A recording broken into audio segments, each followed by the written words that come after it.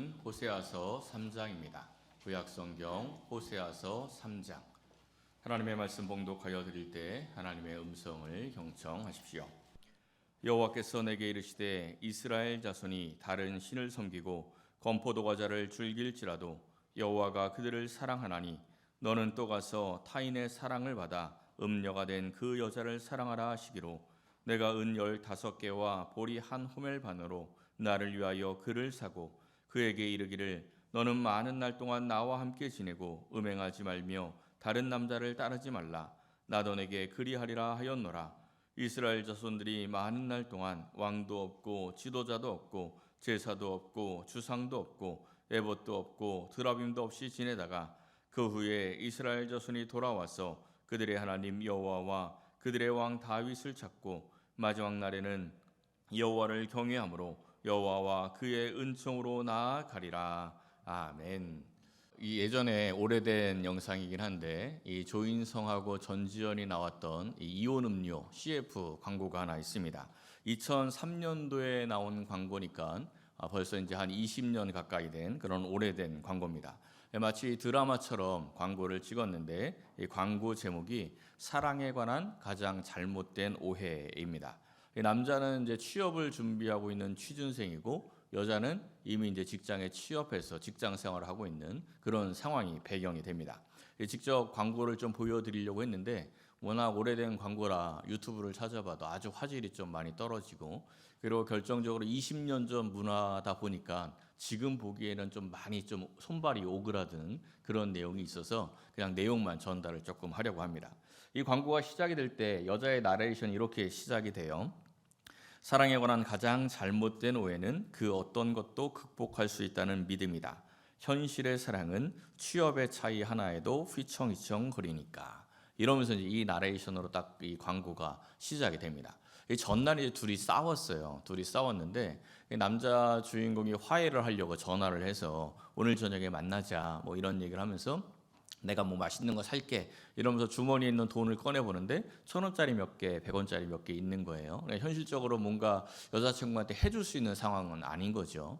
여자친구가 이 전화를 받고 저녁에 바빠서 안 된다. 나 지금도 바쁘니까 뭐 일하고 있다. 뭐 이런 이야기를 해요. 이 통화를 중에 멀리서 이렇게 딱 보니까 여자 주인공이 아주 잘생긴 회사 동료와 함께 멀리서 걸어오고 있는 거죠. 이걸 보고 이제 사던 꽃을 땅에 딱 떨어뜨리고 다음 장면이 지하철에서 둘이 싸우는 겁니다. 둘이 이제 막 싸우는데 여자 주인공이 그런 이야기를 해요. 네가 나 밥이나 제대로 한번 사줘봤냐? 차 끌고 와서 나를 데리러 와본 적이 있느냐? 다른 사람처럼 그렇게 해준 적도 없지 않느냐? 이러면서 사랑만 한다고 사랑이 되는 줄 아느냐? 현실을 직시해라. 이러면서 소리를 막 울면서 막 이야기를 해요. 그래서 이 남자 주인공이 들고 있던 음료수 병을 확 집어던지면서 거짓말하는 것들은 사랑할 자격도 없어. 이러고 소리 지르죠. 그리고 카메라가 음료수 병을 착 클로즈업합니다. 그러면서 뭐라고 이야기해요? 기억나세요? 사랑은 언제나 목마르다. 2% 부족할 때 이러면서 끝이 나죠. PPL은 아닙니다. 어쨌든 이 음료 광고가 그때는 좀 꽤 인기가 있었어요. 꽤 인기가 있어가지고 이 광고가 딱 끝나고 나서 뒤에 이제 이벤트가 있었습니다. 이벤트로 무슨 이야기를 했냐면 인성이의 사랑은 이상이다. 지연의 사랑은 현실이다. 당신의 사랑은 어느 쪽입니까? 토론방을 클릭하세요. 찰칵 이러면서 이제 끝이 났습니다. 자, 여러분 클릭하면 어느 쪽이십니까? 여러분들은 사랑이 현실이라고 생각하십니까? 이상이라고 생각하십니까? 이 사랑에 관한 아주 심오한 말이 하나 있죠. 사랑이 밥 먹여주냐? 이게 무슨 말입니까? 사랑은 현실이다. 이런 말입니다. 이 사랑이 이 현실을 뛰어넘을 수 없다. 이것이 이 세상에서 하는 그러한 말입니다. 그런데 정말 사랑은 현실입니까? 이상입니까? 현실을 뛰어넘는 게 사랑입니까? 아니면 현실을 뛰어넘을 수 없습니까? 진짜 사랑은 현실을 뛰어넘지요. 진짜 사랑은 분명히 이상입니다. 그런데 왜 세상은 이 사랑이 밥 먹여주냐? 사랑은 현실이다. 이렇게 말을 할까요? 이유는 단순합니다. 진짜 사랑을 경험해보지 못했으니까.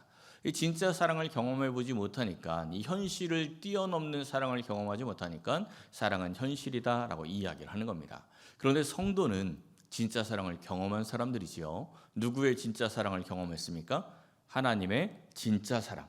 하나님이 주신 그 진짜 사랑, 예수님의 진짜 사랑을 경험한 사람들이기 때문에 이 현실을 뛰어넘는 사랑에 대해서 알고 있는 겁니다.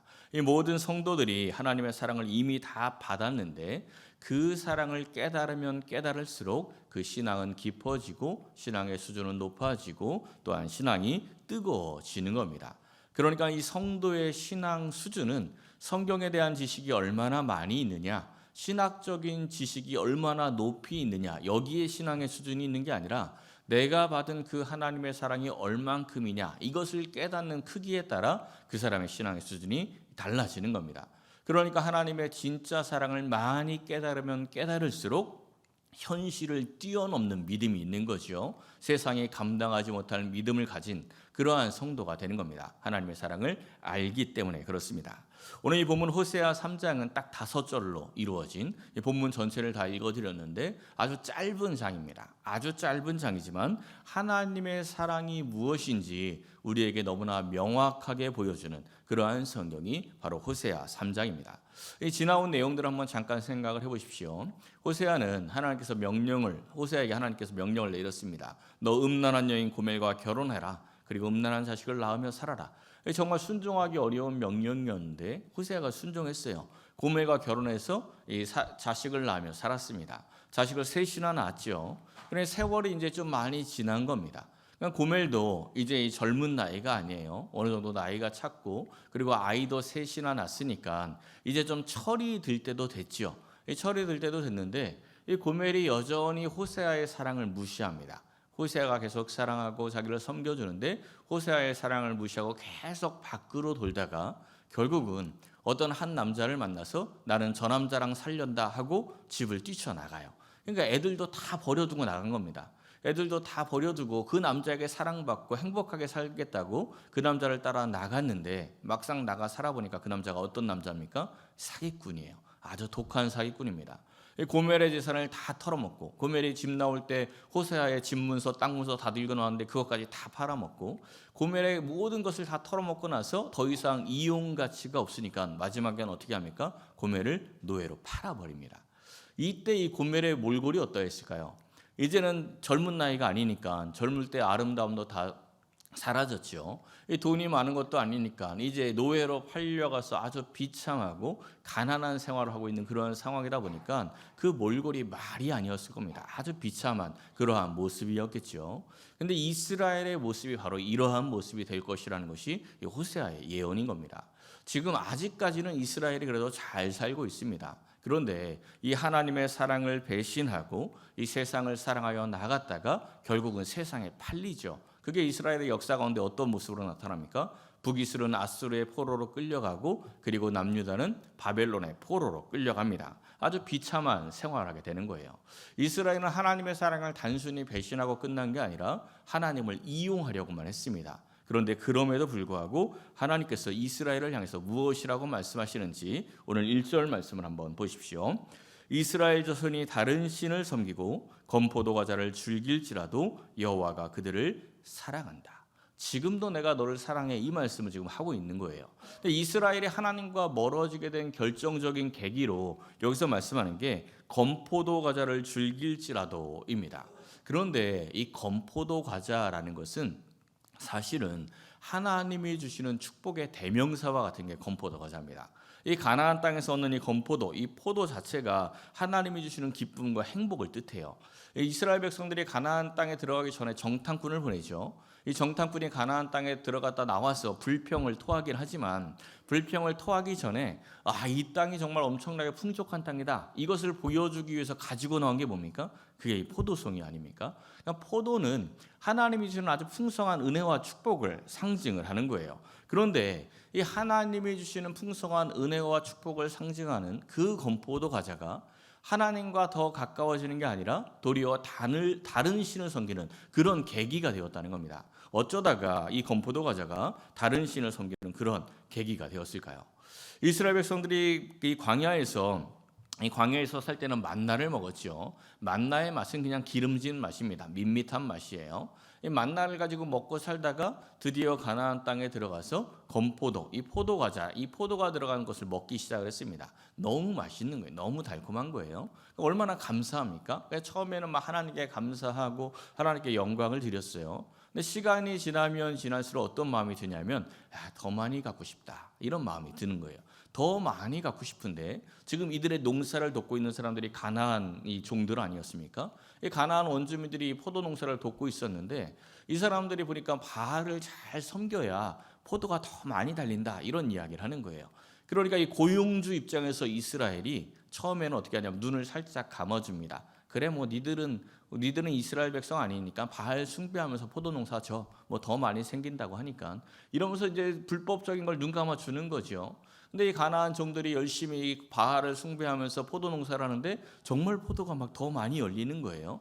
하나님이 주셨구나 하고 감사해야 되는데 어라, 바알을 숭배한다고 하더니 정말 더 바알이 많이 주나 보네, 이런 마음이 드는 거죠. 처음에는 가나안 종들만 바알 숭배를 하게 두었는데 자기들도 점점 바알 숭배의 자리로 가는 겁니다. 그러다가 하나님을 배신하고 하나님을 잊어버리고 바알을 사랑하고 바알을 숭배하기 시작했다라는 겁니다. 그 결과가 어떻게 됐습니까? 점점 더 많이 얻고 더 부자가 되었습니까? 그 결과가 이 4절입니다. 이스라엘이 이제 왕도 없고 지도자도 없고 제사도 없고 주상도 없고 에봇도 없고 드라빔도 없이 지낼 그러한 시절이 오게 될 것이다 라는 말씀입니다. 이 말씀은 이스라엘이 단지 식민지가 되고 포로로 끌려간다, 이것으로 끝나지 않습니다. 나라 자체가 완전히 해체되는 거예요. 완전히 모든 것을 다 빼앗기게 된다는 겁니다. 이게 무슨 말씀이에요? 너희들 건포도 내가 기뻐하라고 줬는데 그 건포도 과자 때문에 나를 부인하고 나를 잊어버리고 세상으로 나갔느냐? 그러면 그 건포도 과자 내가 다시 가져올게, 이런 말씀입니다. 완전히 다 앗아오겠다라는 거죠. 왜 다 거두어 가십니까? 이 자녀들을 양육할 때 한번 생각해 보십시오. 이 자녀들을 양육하다 보면 이제 아이들에게 컴퓨터 게임을 하거나 스마트폰 게임을 하거나 아니면 게임기를 사줄 때가 있어요. 공부하느라고 애들이 얼마나 고생이 많고 스트레스가 많습니까? 그러니까 부모들이 너 이 게임하면서 좀 스트레스도 풀어라, 너 좋아하는 게임이니까 쉴 때 이런 게임도 하고 하면서 스트레스도 풀고 더 열심히 공부해, 이러한 의미로 이런 게임기를 사주는 거죠. 아이가 이 게임을 하는 시간은 부모에게 허락받은, 공식적으로 허락받은 아주 행복한 시간이에요. 자유를 누리는 시간이에요. 근데 이 게임을 하다 보면 부작용이 생깁니다. 게임이 막 너무 좋으니까, 너무 재밌으니까 나중에는 어떻게 돼요? 공부를 소홀히 하는 거예요. 사실 공부 잘하라고 게임기를 사줬는데 공부를 소홀히 하고 막 게임만 하는 거죠. 그럼 이제 부모 나갈 날만 기다립니다. 부모님 나가면 이제 실컷 게임하겠다라는 거예요. 어떤 애는 이제 막 중독 상태가 되면은 부모님 몰래 하고, 또 심지어는 밤에 부모님 잠들었을 때 새벽 시간에 이불 뒤집어 쓰고 게임하는 그런 애들까지 생기는 거예요. 그러다가 부모님에게 걸리면 어떻게 됩니까? 부모님이 참 잘하여 또다, 내가 사준 걸 잘 놀고 있구나, 이렇게 이야기합니까? 그렇지 않지요. 압수. 왜 압수해요? 원래 목적이 그게 아니니까. 원래 목적이 그게 아니니까 그걸 압수하는 겁니다. 아이가 그토록 즐거워하고 행복해하면 그냥 너 즐겁고 행복하게 계속 게임해라, 이래도 좋을 것 같은데 왜 부모는 그걸 압수하는 거예요? 그 압수가 부모의 사랑이죠. 이 아이는 지금 당장 행복하길 원하는데 부모는 이 아이가 지금 당장 행복하길 원하는 게 아니라 이 아이의 인생이 행복하길 원하지 않습니까? 그러니까 이 아이의 인생을 위해서, 평생의 행복을 위해서 그 게임기를 뺏어 가는 겁니다. 그게 부모의 사랑이다라는 거죠. 1절에서 하는 말씀이 바로 그러한 말씀이에요. 이스라엘이 건포도 과자를 즐길지라도 다른 신을 섬겨도 나는 여전히 사랑한다, 이렇게 말씀을 하고 있는 겁니다. 이 사랑이 예수님을 통해서도 우리에게 그대로 드러난 적이 있죠. 요한복음 13장에 있는 말씀을 한번 보세요. 예수님께서 이 아버지께로 돌아갈 때가 이른 줄 아시고 이 세상에 있는 사람들을 사랑했는데 끝까지 사랑하셨다라고 말씀해요. 이 상황이 어떤 상황이에요? 이 가룟 유다의 마음에 사탄의 마음이 이미 들어와 있는 상황입니다. 예수를 팔려고 마음이 들어와 있는 그러한 상황이에요. 이 상황하고 똑같은 상황을 이야기하고 있는 누가복음 22장에 이런 말씀이 있습니다. 너희들 중에 나를 파는 자가 있다, 예수님이 이렇게 말씀하니까 제자들이 깜짝 놀라서 누굽니까 하고 서로 물어봐요. 아니, 이 제자들 중에 배신하는 자가 있다니까 얼마나 놀라운 일입니까?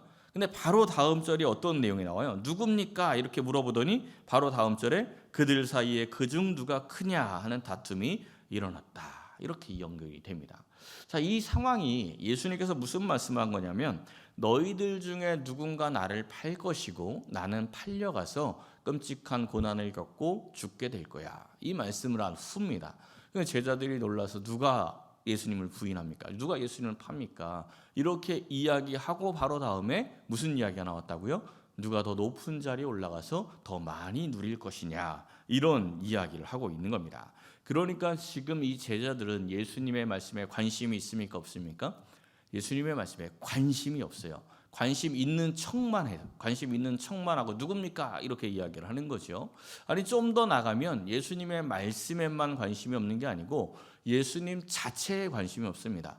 지금 예수님은 죽는다고 하는데 예수님에 관심이 없는 거예요. 뭐에만 관심이 있습니까? 예수님이 왕 된다고 했으니까. 예수님이 왕이 되고 나면 우리가 얼마나 누가 더 높은 자리에 올라가서 누가 더 많은 것을 갖느냐, 여기에만 관심이 있는 겁니다. 그게 뭐예요? 그게 건포도입니다. 그러니까 지금 예수님의 제자들도 세상에 건포도만 사랑하고 그 건포도만 갖고 싶어 하는 거예요. 그럼에도 예수님께서 끝까지 그들을 사랑하셨다, 이 말씀을 하고 있는 겁니다. 이 모습이 누구의 모습이죠? 바로 우리들의 모습입니다. 이스라엘 백성들의 모습, 제자들의 모습이 우리들의 모습이에요. 여러분들 가운데 건포도 싫어하는 사람이 있습니까? 물론 그 건포도 빵에 있는 건포도 싫어하는 사람은 있을 수 있어요. 그거 말고 세상의 건포도. 지금 이 세상의 건포도가 뭐예요? 좋은 아파트, 좋은 차, 좋은 직장, 좋은 학교, 그리고 많은 돈, 다 세상의 건포도들이죠. 하나님께서 그것을 통해서 이 세상을 누리며 살라고 하나님이 주시는 것들입니다. 그런데 그것들을 누리면서 이 땅에서 하나님의 나라를 만들어 가려고, 하나님의 뜻대로 살며 살아가라고 주시는 것들이지 그 자체에 매몰되어 살라고 주는 건 아닙니다. 그런데 우리가 그 세상의 건포도에 완전히 매몰이 되어서 그거 더 얻겠다고 하나님을 잊어버리고 세상을 더 사랑하고 세상만 따라가는 것이 바로 우리들의 모습이다라는 겁니다. 그럼에도 불구하고 하나님은 우리를 사랑하신다는 거죠. 그리고 그 사랑을 이 세상에 그대로 보여주길 원하셨습니다. 우리 1절과 2절 말씀 다시 한번 보세요. 너는 또 가서 타인의 사랑을 받아 음녀가 된 그 여자를 사랑하라. 사실 이 말씀은 호세아에게 굉장히 순종하기 어려운 말씀입니다. 우리가 1장에서 나누었듯이 호세아에게 너 음녀랑 결혼해, 이건 선지자에게 너무 어려운 명령이었죠. 그래도 그때는 희망은 있습니다. 어떤 희망이 있어요? 내가 음녀랑 결혼해서 저 여자를 말씀으로 변화시키고 그 정결한 선지자의 아내로 만들어야지, 이 하나님의 백성으로 만들어야지, 이런 희망은 있을 겁니다. 그런데 그 여자랑 결혼했는데 변화가 됩니까? 변화가 안 돼요. 호세아가 아무리 기도하고 아무리 말씀으로 권면해도 도무지 변화가 안 됩니다. 오히려 나가서 바람피다가 음란한 자식까지 데리고 들어왔어요. 이게 음란한 자식까지 3명까지 난 상태가 아닙니까? 그러니까 도무지 희망이 없는 여자가 고멜이에요. 근데 이렇게 이 여자가 결국은 세상에 나갔다가 사기당해서 노예까지 되어 있는 그런 상태인데 하나님이 하시는 말씀이 지금 저 노예가 된 저 여자를 너 사랑해, 이렇게 말씀하시는 겁니다. 희망도 없는 상태지요. 정말 어려운 명령입니다. 근데 왜 고멜을 사랑하라고 하나님께서 명령하고 계십니까? 1절에 보면 말씀하죠. 여호와가 그들을 사랑하나니. 여호와가 지금 건포도 과자를 즐기면서 이 바알을 사랑하고 있는, 세상을 사랑하고 있는 이스라엘을 내가 사랑하고 있으니까 호세아야 너도 가서 고멜을 사랑해. 이게 무슨 말씀이에요? 호세아야 너의 삶을 통해서, 네가 고멜을 사랑하는 그 모습을 통해서 내가 너희들을 어떻게 사랑하고 있는지 그것을 보여줘라, 이런 말씀이에요. 호세아를 통해서 하나님의 사랑을 세상에 보여주라는 거죠. 예수님도 이 말씀 똑같이 하지 않으셨습니까? 요한복음 13장 34절에서 내가 너희를 사랑한 것 같이 너희도 서로 사랑하라. 이것이 하나님의 명령입니다. 하나님의 사랑받은 것을 알았다면, 그 하나님의 사랑을 알았다면 우리도 그 하나님의 사랑을 세상에 그대로 보여주어야 한다라는 겁니다. 근데 그게 잘 안 되죠. 형제 있는 집에서 애들 키울 때 이 형제들이 부모에게 누군가 혼나면 애들이 은근히 좋아하는 거 아시죠? 특히 이제 남매 이런 것보다 형제들이 더 그럽니다. 이제 가끔 형이 잘못해서 엄마가 이 형한테 경고하려고 이제 동생한테 소리를 치죠. 야, 가서 회초리 가져와. 이러면 동생의 발걸음이 어떻습니까? 굉장히 가볍죠. 아주 발걸음 가볍게 회초리를 찾으러 갑니다. 근데 회초리가 눈에 안 보이면 그 사이에 혹시라도 엄마 마음 바뀔까 봐 옷걸이 들고 와서 엄마 옷걸이는 안 될까? 이러죠. 예, 이러면 엄마가 뭐라 그래요? 참 잘하였도다 이렇습니까? 너부터 맞자 이렇게 되는 거예요. 사실 부모의 마음, 형제가 서로 사랑하길 원하지 서로 징계하고 정죄하길 원하지는 않습니다. 하나님께서 우리에게 원하시는 게 서로 사랑하는 거예요. 서로 사랑. 서로 사랑하는 게 왜 그렇습니까? 서로 사랑하면서 하나님이 어떻게 우리를 사랑하는지 세상에 보여주라는 겁니다. 그래서 하나님의 사랑을 알게 하라는 거죠. 호세아가 이 명령에 진심으로 순종을 합니다. 1절과 2절 말씀을 한번 보세요. 그 여자를 사랑하라 하시기로 하면서 바로 순종을 하는데, 호세아가 이 고멜을, 노예가 된 고멜을 사오는데 아주 중요한 표현이 하나 나옵니다. 어떻게 나오고 있어요? 내가 은 15개와 보리 한 호멜 반으로 나를 위하여 그를 사고. 호세아가 노예가 된 그 여자를 위해서 고멜을 사왔다 이렇게 말씀하지 않죠. 고멜을 위하여 사고가 아니라 누구를 위하여? 나를 위하여. 이게 왜 호세아를 위한 거죠? 왜 갑자기 이게 나를 위한 게 된 거예요? 호세아가 고멜을 내 몸처럼 사랑하니까, 내 뼈 중에 뼈요, 내 살 중에 살로 사랑하니까, 그토록 사랑하는 고멜을 자유를 주는 게 바로 나를 위한 것이 되는 겁니다. 이러한 사랑을 지금 호멜이 하고 있는 거예요. 고멜은 지금 남의 노예가 되어 있습니다. 호세아가 고멜아, 내가 너를 사랑한다, 다시 내 아내로 돌아와라, 이렇게 말만 한다고 해서 고멜이 호세아의 아내로 돌아올 수가 없습니다. 고멜이 뉘우치고 나 다시 호세아의 아내로 살래, 나 돌아갈래, 아무리 그렇게 고백해도 고멜은 호세아의 아내로 돌아올 수 없어요. 왜요? 노예가 되어 있으니까. 노예는 소속이 따로 있는 겁니다. 남의 노예가 되어 있으니까 자기 마음대로 돌아올 수가 없습니다. 다시 고멜이 호세아의 아내가 될 수 있는 유일한 방법은 호세아가 고멜을 사는 거죠. 몸값을 주고 사오는 거예요. 그래서 이 호세아가 돈을 가지고 이제 이 고멜을 살아가려고 합니다. 당시 이제 노예 한 사람의 값이 은 30세겔이었어요. 은 30세겔이라면 연봉이 좀 높은 사람이 3년 동안 하나도 돈 쓰지 않고 3년 연봉 모으는 게 이제 은 30세겔 정도 되는 돈이에요. 꽤 큰 돈이죠. 당시에 거짓 선지자들은 백성들에게 인기가 많았습니다. 맨날 잘 된다고 하니까 너희들 복 받을 거야, 맨날 이런 얘기만 하니까 거짓 선지자들은 인기가 많았어요. 백성들이 많이 찾아가서 거짓 선지자들에게는 헌금도 많이 했습니다. 너희들 헌금 많이 하면 복 받아, 막 이런 얘기만 들으니까 가서 막 헌금도 많이 하고 막 이러니까 거짓 선지자들은 호의호식하며 살았어요. 근데 참된 선지자들은 맨날 징계 얘기하고 너 회개해야 돼, 심판이 와, 이런 얘기만 하니까 백성들이 안 찾아가요. 그러니까 이 참된 선지자들은 참 먹고 살기도 어려웠습니다. 더군다나 호세아는 고멜이 돈 들고 한번 튄 적이 있으니까 더 돈이 없겠죠. 돈을 막 끌어모으고 모았는데 다 모아봐야 은 15세겔밖에 없습니다. 그래서 은 30세겔이 있어야 하는 상황인데, 그러니까 이제 생각한 게 뭐냐면 자기 먹고 살아야 할 곡식을 이제 쌓아가는 거예요.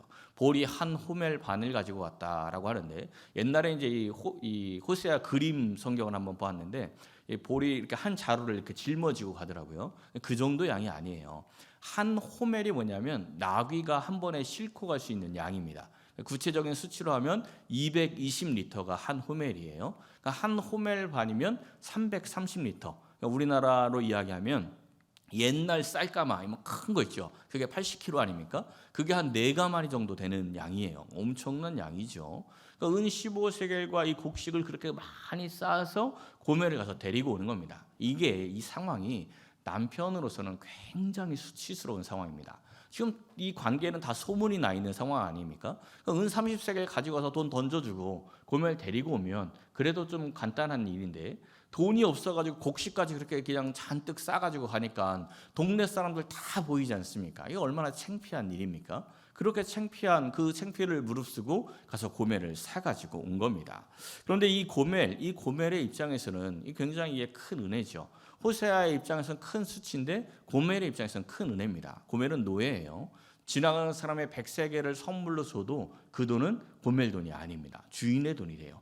이 노예는 자기 소유가 없어요. 아무리 돈이 생겨도 다 주인의 것입니다. 그러니까 스스로 자유를 얻을 수가 없는데 자기가 배신하고 온 그 남편, 그 호세아가 돈을 끌어모아서 곡식까지 끌어모아서 자기에게 자유를 준 겁니다. 이 정말 큰 은혜인 거죠. 이러한 일이 바로 우리에게도 일어났습니다. 요한복음 8장에 있는 말씀을 보십시오. 죄를 범하는 자마다 죄의 종이라. 그러니까 우리는 죄의 종이라는 거죠. 죄의 종이고 세상의 노예로 살아가고 있었는데 우리 예수님께서 우리를 속량시켜 주셨습니다. 속량이라는 말이 노예를 자유인으로 만들어 주었다라는 말이에요. 다른 말로 구속이라고 하죠. 노예를 자유인으로 우리 예수님께서 만들어 주신 겁니다. 고멜은 공짜로 자유를 얻었지만 호세아는 비싼 값을 치루었습니다. 자기의 전 재산을 다 내주었고 재산뿐 아니라 남편으로서의 그 자존심과 체면까지도 다 내주고 그리고 이 고멜을 구속한 거죠. 하나님께서 우리를 구속하기 위해 어떤 값을 치르셨습니까? 우리는 공짜로 구원을 얻었습니다. 그런데 하나님께서는 독생자 예수를 십자가에 내어 주셨습니다. 예수님도 은 30세겔에 팔리셨고 십자가를 지실 때 온갖 수치를 당하셨습니다. 그 피값으로 우리가 구속된 것이죠. 그 피값으로 우리가 구원을 받은 것입니다. 이 은혜를 안다면 우리가 어떻게 살아가야 하겠습니까? 이 호세아와 고멜의 관계를 조금 냉정하게 한번 생각해 보세요. 고멜이 노예였죠. 노예였습니다. 그 노예를 호세아가 돈 주고 사왔어요. 그러면 이제 고멜의 주인은 누가 되는 겁니까? 호세아가 주인이죠. 그러니까 호세아와 고멜의 관계는 부부 관계이긴 하지만 법적으로 따지면 주인과 노예의 관계예요. 왜냐하면 노예였던 고멜을 호세아가 값주고 사왔으니까. 그러니 고멜의 입장에서 호세아는 주님이 되는 겁니다. 우리도 이 세상의 노예, 죄의 종으로 이 사탄의 노예로 살아가다가 주님의 피값으로 우리가 주님에게 팔렸기 때문에 이제 우리의 주님은 누가 되는 거죠? 바로 예수님이 되는 거예요. 그래서 우리가 예수님을 주님이라고 부르는 겁니다. 우리는 다 주의 종이 되는 겁니다. 우리가 목사를 주의 종이다라고 부르는데 목사만 주의 종이 아닙니다. 모든 성도들이 다 주의 종, 주님의 뜻대로 살아가야 하는 것입니다. 디도서에 있는 말씀을 한번 보세요. 그가 우리를 대신하여 자신을 주심은 모든 불법에서 우리를 구속하시고 우리를 깨끗하게 하사 선한 일에 열심하는 친백성이 되게 하려 하십니다. 하나님의 백성답게 살게 하기 위해서 우리를 구속하셨다, 우리를 구원하셨다라고 말씀해 주고 있습니다. 이렇게 하나님께 구속받은, 예수님께 구속받은 백성으로서 우리가 어떻게 살아야 합니까? 호세아가 고멜을 구속하고 나서 하는 말이 있어요. 이 말을 통해서 우리가 어떻게 살아야 하는지를 알 수가 있습니다. 3절 말씀을 보니까 이렇게 이야기하죠. 첫 번째로 너는 많은 날 동안 나와 함께 지내라, 이렇게 말씀합니다. 우리도 이 말씀처럼 하나님과 많은 날을 함께 지내야 합니다.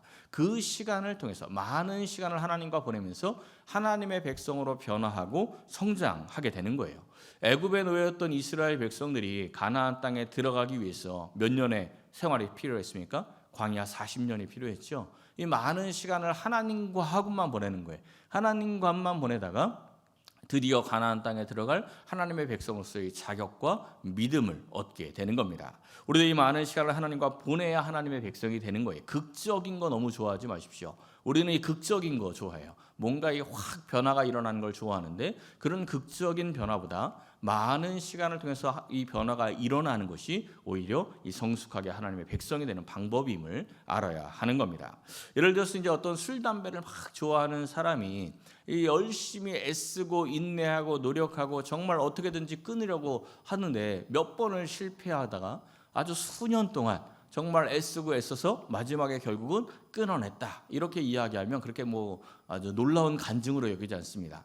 애썼네, 그냥 이러고 말죠. 근데 어떤 사람이 내가 기도하는데 불덩이가 그냥 가슴팍에 팍 오더니 그 다음 날부터 술만 먹으면 토하고 담배만 피하면 막 역해서 도저히 할 수가 없더라, 이렇게 간증을 하면 굉장히 좀 위대한 간증으로 쳐주죠. 그런데 그러한 극적인 걸 그렇게 좋아할 필요가 없다는 겁니다. 너무 안 되니까, 도저히 안 되니까 하나님이 그 방법까지 쓰는 거죠. 그러니까 그러한 방법으로 이런 변화가 일어나는 사람들은 겸손해져야 됩니다.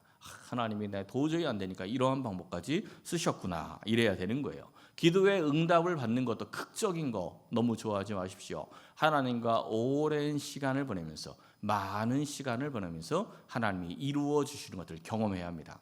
요셉이 애굽에 팔려가자마자 애굽의 총리가 된 게 아니죠. 애굽에 팔려갔는데 어디에서부터 시작합니까? 하금 노예에서부터 시작합니다. 그리고 그 집안의 관리인이 되어서 관리에 대해서 배웁니다. 억울한 누명을 쓰고 감옥에 가죠. 감옥에 갔는데 그 감옥이 왕의 정치인들, 왕의 신하들이 갇히는 감옥입니다. 정치인이 갇히는 감옥이에요. 그곳에서 또 오랜 시간을 보내면서 정치에 대해서 배웁니다. 많은 날들을 하나님과 함께하는 거예요. 그래서 창세기를 보면 요셉에 대한 이야기 나올 때 그 노예로 지내고 감옥에서 지낼 때 무슨 말이 꼭 같이 나옵니까? 여호와가 요셉과 함께 하심으로.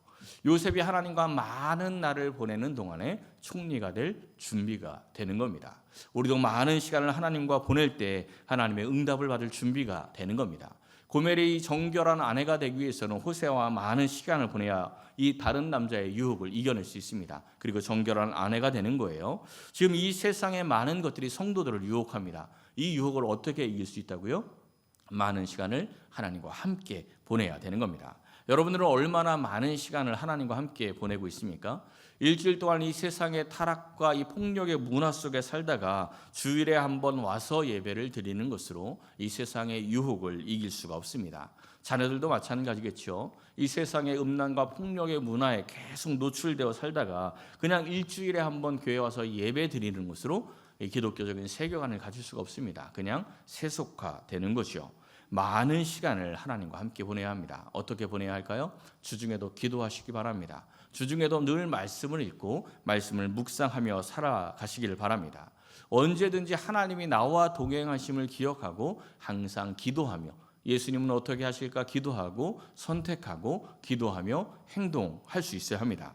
이 많은 날 동안 하나님과 보내는 것이 하나님의 백성으로 살아갈 수 있는 유일한 방법이고 또한 가장 좋은 방법이라는 것을 기억하시길 바랍니다. 그리고 두 번째는 옛 습관을 단절하는 겁니다. 음행하지 말며 다른 남자를 따르지 말라. 이 고멜이 음행의 습관이 있었던 사람 아닙니까? 그 습관을 버리라라는 겁니다. 우리도 우리 안에 형성된 습관적인 죄가 있습니다. 이 죄가 처음에는 자기를 억누르는 부담이 되는데 몇 번 하다 보면 죄가 자기에게 부담이 안 돼요. 그냥 습관이 되면 무감각해집니다.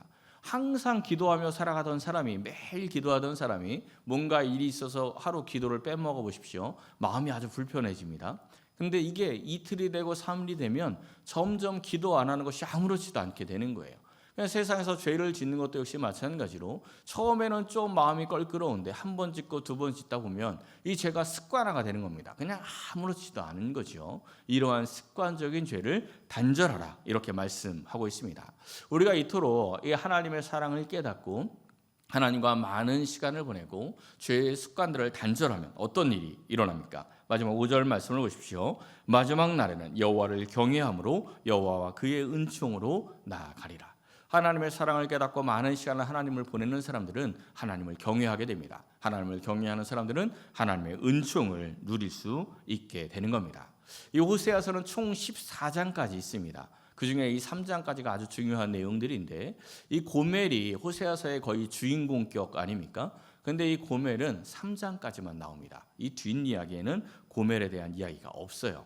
그러니까 호세아의 사랑을 받은 고멜이 정결한 아내로 호세아와 함께 계속 살아갔는지 또다시 세상이 좋아서 또 나갔다가 노예로 팔려서 비참한 생을 살았는지는 아무도 모릅니다. 왜냐하면 성경에 기록되어 있지 않으니까. 우리가 바로 고멜 아닙니까? 이제 이 고멜의 뒷이야기는 우리 각자가 써 나가는 겁니다. 그리스도의 신부가 된 우리 이 고멜 우리들이 이 세상에서 이제 그리스도의 정결한 신부로 살아갈지 아니면 또 세상이 좋아서 세상과 바람나서 세상에 나갔다가 죄의 노예, 세상의 노예로 또다시 영적으로 비참한 세상의 노예로 살아갈지는 우리가 우리의 삶을 통해서 스스로 결정해야 하는 겁니다. 사랑하는 성도 여러분, 십자가 보혈로 구속해 주신 우리를 속량해 주신 그 주님의 사랑을 기억하여서 날마다 주와 동행하고 많은 시간들을 하나님과 보내면서 하나님의 백성으로 살아가서 주의 은총 안에 거하시기를 예수님의 이름으로 간절히 축원합니다.